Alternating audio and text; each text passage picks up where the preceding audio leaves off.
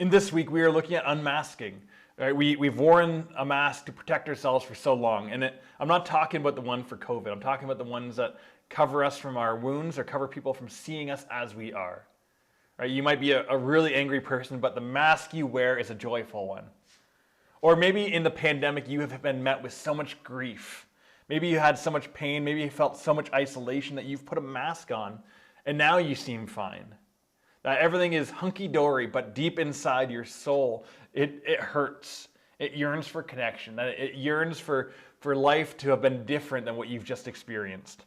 Maybe you have been extremely disappointed with maybe your church. Maybe you've been disappointed with God. Maybe you've been disappointed with me or anybody else that's been around you. Maybe it's time to unmask that. These things that we cover up with a mask don't actually serve us well. It's a coping strategy to get us by for a time.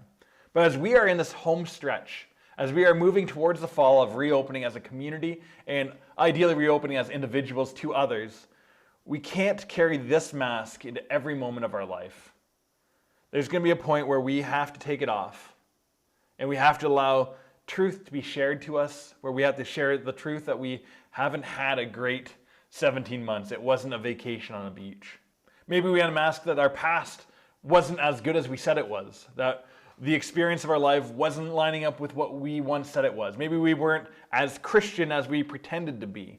There may have been all kinds of masks that you have been putting on in your life for the past 17 months, maybe for the past few years. Maybe you have been manicuring your image for quite a while, where people see something that isn't actually you.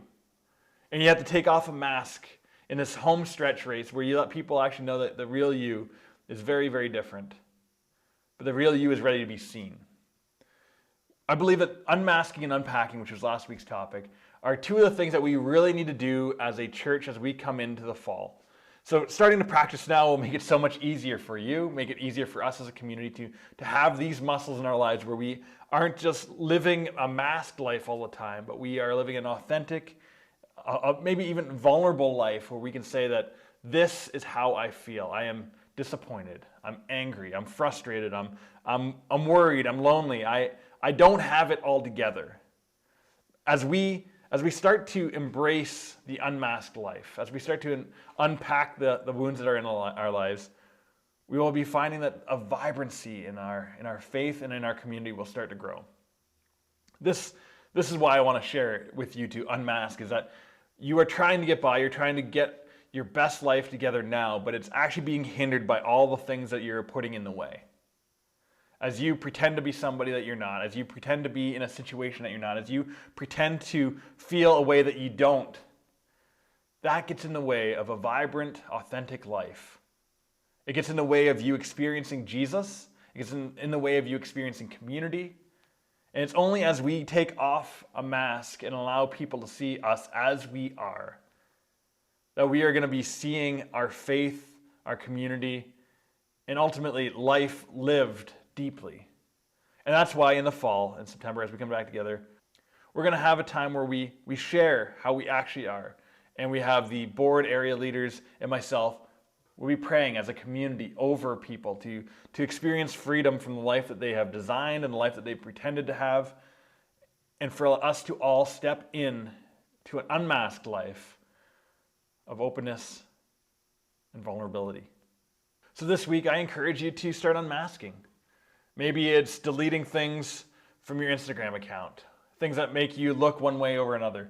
Maybe it's having a conversation with somebody that you may have been leading to believe something different about yourself. It may be going to counseling, where you let a trained professional help you unpack the masks that you've been putting on your life and what they've been trying to serve and what God wants to offer to you, something much deeper and richer for your life. As we are in the home stretch, eventually the masks are going to have to come off. And we have a choice. Do we want to take them off now, or do we want to hold on to them as long as possible? If we do it in this home stretch, we are going to be positioning ourselves as people, as followers of Jesus, and as a community to be in a better spot come the fall, where we can start stepping more deeply into relationships that are going to be vibrant with life and faith. So I encourage you to consider that for this week. How can you unmask some of your hurt, unmask some of your pain, and allow people to truly see you for you? May God be with you. And if you need to reach out to myself or anybody, I encourage you to do so.